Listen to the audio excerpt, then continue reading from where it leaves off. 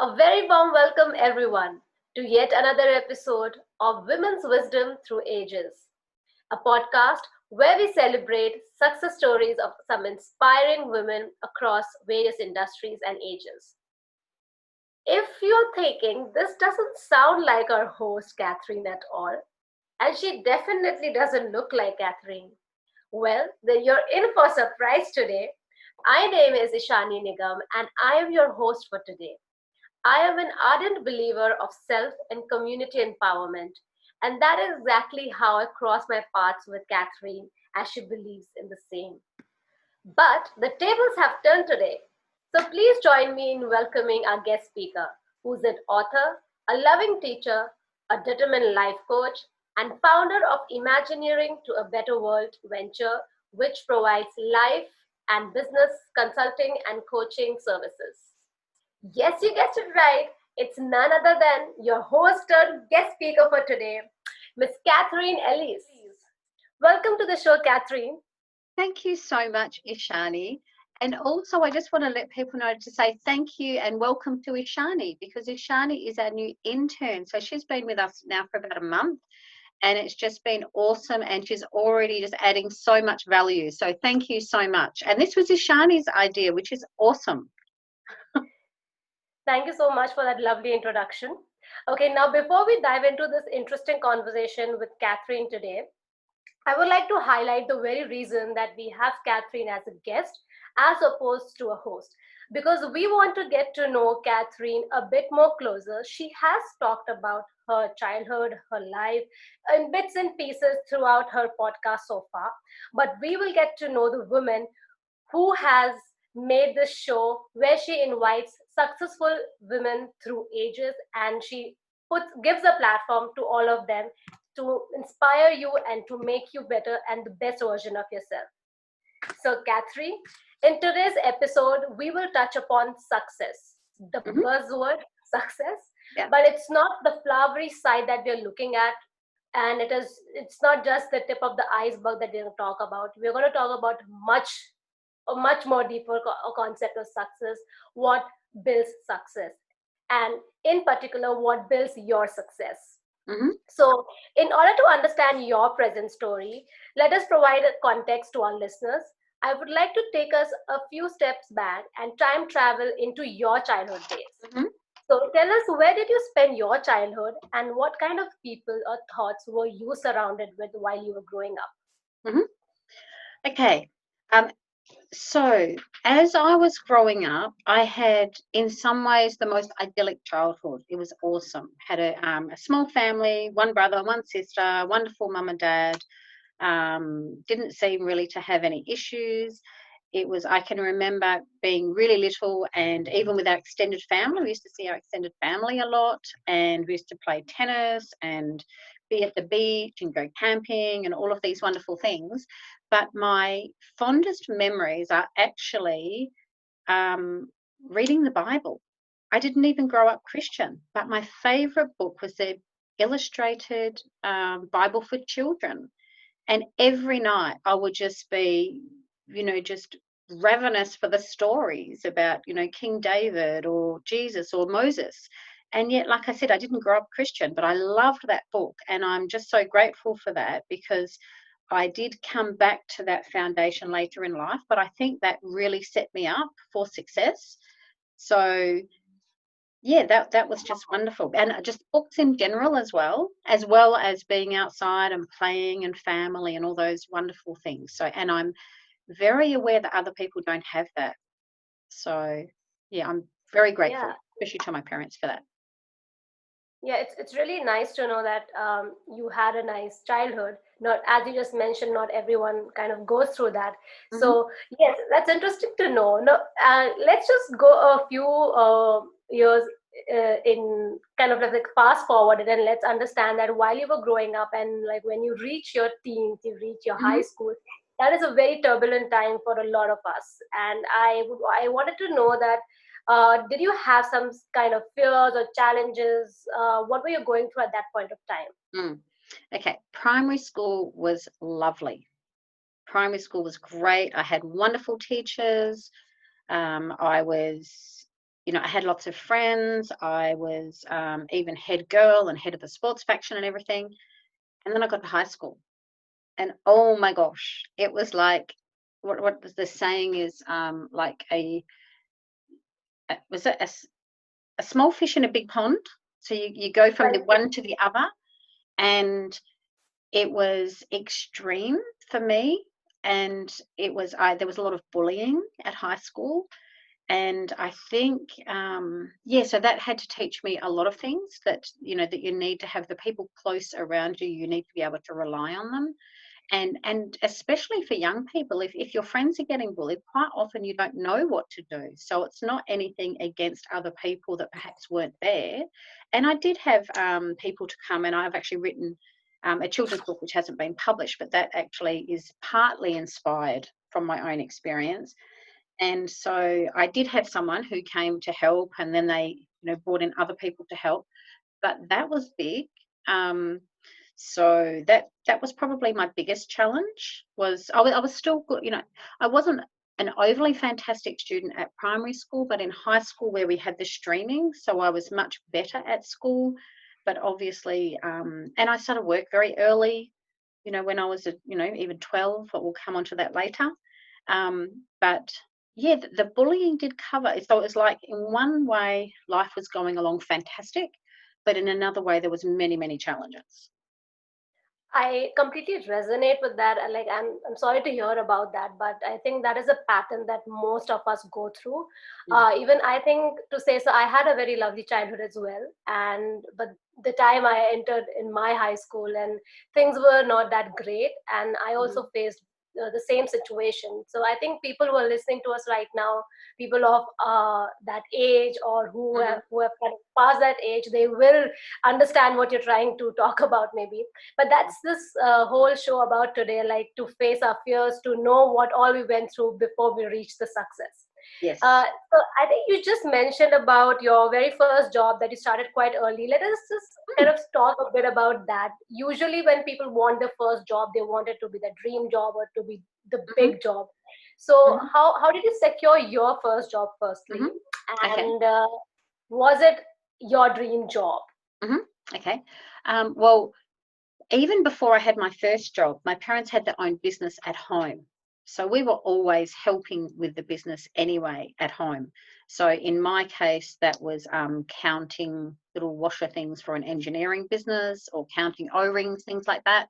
So we always worked as a team, which again, I'm so Hmm. grateful for. But my first job, because I looked much older, especially at 12, I probably looked more like 16. So I didn't lie about my age, but in those days, you didn't have to fill in all the forms and everything like you do now. And so it was at a general store. So that was started off at the school holidays, and then I was there for 5.5 years, and I loved it. It was with friends. We did everything from serving people, serving ice creams, making hamburgers, pumping petrol, bagging vegetables. And it was at this beautiful place in Gilderton, which is, Hmm. or Moore River, which is just north of Perth. And Yeah. it was just wonderful. So I absolutely loved it. And I remember I was the first time being a shift boss when I just turned 18. I'd already been there for 5.5 years by that Really? time. Wow. And that was just, like I said, I just loved it. Had lots of friends, got to know so many different people. And I think sometimes when you're in things so young, it just becomes second nature. So if people complained about a hamburger or something, you knew, oh look, I'm really sorry. Can I help? And obviously we had amazing bosses, that they were just wonderful, and we were given a lot of leeway. Like, we used to have fun. We wouldn't be able to get away with it now. We even used to have, sometimes even out the back, either food fights or water fights. And I'm not suggesting you do that at all, and definitely not in Macca's or anything, Yeah. but it was just a different time. So so I wouldn't necessarily say it was my dream job back then. I probably didn't think about a dream job, even Hmm. though I've always thought about writing. um, but like I said, I loved it. Yeah, I think it's quite lovely, because I think uh, the person that you are right now, very selfless, very giving. I mean, I since the time I started working with you, that's what I kind of feel about you. And I think I can see that where it is coming from, Hmm. even that nature of kind of giving to anyone that you come across. I think it's your experiences in life and actually very early on that kind of Hmm. shaped your mind. So yeah, it's very interesting to know. Now I'm going to ask you a question that might be a bit difficult for you to answer in few words, or maybe you can just answer it however you like it. So I wanted to know, what were your greatest learnings, fears, or anyone who really impacted you in the first 2 decades of your professional journey? Uh, okay, so professional journey. Yeah. So I would say like that starts when you're really young. So again, I had wonderful teachers, which was just amazing. I had a couple of not so great teachers, but on the whole, wonderful teachers.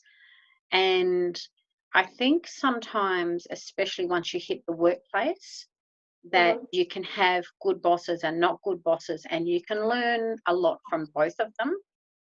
And so, and again, sometimes I think I was always aware of bullying because I had been bullied. And so I, yeah, I would try and, stick up for people. And I think that's what you're talking about with the empathy, because if you've been through something, you're more likely, to help other people. But I'm just trying to think. So the first 2 decades, um, I was, I went back to, yeah, I went back to uni. I did go to college straight from school, but then I left. And with my family back then, um, it seemed to be that I was the only person going on to to post secondary education. So Oh, sometimes people did night school or different things, and I yeah. think maybe a couple of my cousins went, but I don't know if they finished it then. And so, from my recall, and this might not be right, but I felt like I was the first one in my extended family to go on to do, school. Congratulations for that. Well, I didn't finish. Sorry. I didn't finish because people didn't really in my family it was like, well, you don't really need to do that. And my parents only went to school till they were 14. Uh-huh. So I was working, I had 5 jobs when I was at school. I was working when I was at school, and I had businesses when I was at school as well. And then when I was at uni, I had 5 jobs. And I mean, some of them were tutoring, which was my own business, but then other ones I was working at a video shop, I was working at the general store, I was working for my parents, and so I was very busy. So I did probably, I don't know, 30 hours a week or 40 hours a week, even, or maybe not that much, maybe 20 or 30 hours a week working on top of studying full time. So I You're ended up with glandular like fever. super machine. Sorry. Sorry, I was just very fascinated to hear that. I mean, that's like you're kind of a super machine, like working so many Yeah, hours. yeah. So and so I obviously I couldn't sustain that. So I only did the first 18 months, and then I got glandular fever. And I did go back to uni a few years later. So that was yeah. So that was challenging. And I was just kind of very interested to know. So, while going through your childhood and your teenage, you had a certain idea. You were growing with certain people, mhm, and I think you've worked at numerous places, and I'm sure you have very interesting stories to tell us. What I'm wanting to exactly know: were there any situations wherein you were like you were stuck, you felt that you felt inferior to someone, and that mhm, person made you feel inferior, or you felt that I cannot go on with this anymore in my life. I don't mhm. want to do this. Yep, yep. Some situation like that. First of all, I'd just like to say that people who think you can't get rid of bullying, no, bullying happens probably more so in the workplace. And and there's all sorts of reasons for that. And so it's always a challenge. And I think you have to have, obviously, it's much easier if you have encouraging people, supportive people around you. And I have had that at times, but then at other times, I've had no one around to help. And so it can be so, so, so, so difficult. But I did have some jobs were great. So quite often in my background, I took, for example, a year's contract, or even with my business earlier, like in my 20s, I used to do a lot of business consulting, especially for small businesses. And so I might take over the running of the business for a year, for example, and then I would set up policies and procedures and just, cut down the expenses, and then it increases sales and do marketing and different things. But so I've had a lot of experience, but also I always studied and worked, or I always worked and did business. So that, going back when I was younger, I used to work 60, 80 hours a week. So 60 hours a week was a holiday. But I'm not saying that I don't agree with that. That was just probably wrong thinking. But there was some positives. I was had my first ongoing management position in my mid-20s, which was great. So it's but with the bullying, I think you have to change your own attitude. So I can remember one time, which was probably only in the last 10 or 15 years, and I had, I won't give too many details, but I had some people who were in a position more so external to what my actual job was, but that were exerting a particular type of pressure. And it got to the stage where, and I think part of it sometimes is when people especially if you're perceived to know a little bit more, or sometimes it can be even your own self thinking you're better than other people, even though you don't realize it at the time. Yeah. And so sometimes, especially when you're older and you realize that your learning has to continue. So say, for example, you become a teacher, or you become a financial advisor, or a doctor, but you have to keep registrations, you have to keep training. And sometimes it gets exhausting. It's like, oh my gosh, I did that 20 years ago at uni, or I did that 10 years ago, or how many times do we have to revisit this? So our attitude can be not very good. And so that, one of my favorite sayings is, I think it's, arrogance or pride comes before a fall. And I find that if you choose not to be humble, it's like you will be humiliated. Absolutely. And so that's when you come back down. And so sometimes it's been my own attitude, because I'd learned so especially teaching, I've done so many different types of teaching and tutoring and training, and different countries and different qualifications. And so sometimes I have been in that situation where I have done that 20 years ago, and so my attitude wasn't very good. But one thing that I made sure I did do is, even if I was in a meeting with 2 or 3 other people who were really almost aggressive toward me, I would just, I might be shaking inside, but I would just fold my hands or something on the desk, and I'd say, look, I'm not really comfortable with where this meeting is headed. So I'm just going to leave now, and we can continue this when you're calm. And then I would Wow. walk out. And because sometimes people, especially when they're doing the wrong things, and you're picking them up for doing the wrong things, and they don't like it. But other times, like I said, it could be, sometimes it has been my attitude, which needed, so I'm not saying that I was perfect at all. But with the bullying, we also have to remember that sometimes our own behaviour can be part of it, that we think we know so much. So especially, I think when you're really young, you think, oh, this is the way that it should be. Or maybe you've learned something last week, and then it's like, well, why doesn't everybody else know that? And so we can come on so strong, especially when we're younger, whereas when you get older, you realise, oh, I didn't know that, but then I learnt that, so I'm really glad I did. But quite often, if people are bullying, it's because of insecurities in their own life.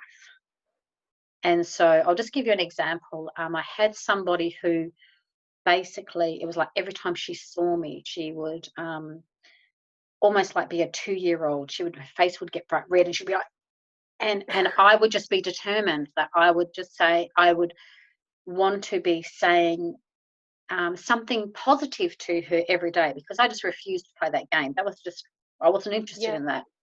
And I would never say anything that wasn't true. But if she had on a nice top, and she walked past me, I'm like, no, I'm determined to crack this. And I would be, oh, I really like that top you have on today.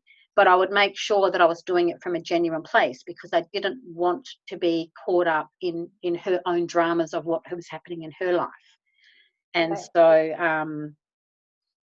but that was really difficult, because sometimes, especially when you're bullied in the workplace, they could even come against your competencies or things like that. And I never had anybody succeed in doing that, because I've just made sure that I've kept good records, that I've made sure that I've done the right, done the right things. Right. But bullying is something that is around, and I believe it's something that we need to overcome. And if we have a really good self-identity in who we are, then we can overcome that. But like I said, if we have people who are encouraging and supportive around us, it makes life so much easier. And a lot of people don't have that. So, yeah, I'm aware of that too. I think you made some great points over there. And before I can say anything, I would first like to really appreciate that you took the courage and, kind of shared your story with all of us listening to us today as well. Um, the time that we're dealing with right now and like in your life is like Mm-hmm. 20s and 30s, which is a very difficult time in all of our lives. And if you are Mm-hmm. in that age right now, whoever is listening to us or watching us, I'm sure you must have gone through or felt the same, that what we're discussing right now, what Catherine has taken through us. And bullying is a topic that has come up in our conversation today a lot. And I would like to say, if you are going through that, it is a very sensitive and very, very difficult issue to deal with. So please seek out for help if you are in that phase right now. And another few points that you mentioned over here, Catherine, is that the self-reflection, Mm-hmm.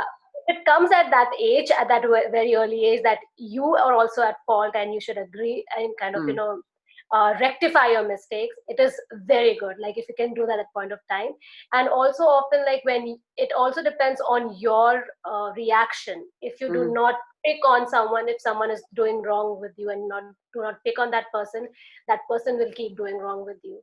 So thank you so much, Catherine, for sharing your life story with us about your childhood, your fears, your first job, and the difficulties that you've gone through with such honesty and clarity. I'm sure our listeners and everyone who's watching us today will at some point resonate with that. And I want you all to understand this, that our past can never define our present. So don't carry that burden. And moreover, we are not done yet. We have just understood Catherine's background, where she comes from, what she thinks, how she is, but we are yet to discuss some more interesting stuff about her venture and what difficulties she faced in her professional life ahead, and also talk a little bit about her books.